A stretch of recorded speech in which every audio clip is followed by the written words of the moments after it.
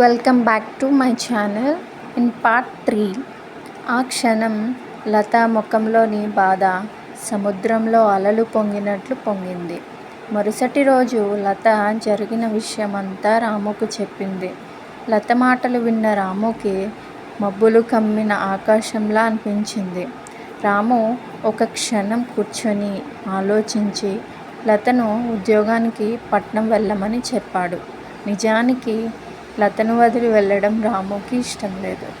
లత రాము చెప్పిన మాటల్లో లత మీద ఉన్న ప్రేమ, అలాగే వదిలి వెళ్ళిపోతుంది అనే బాధ రెండూ కనిపించాయి.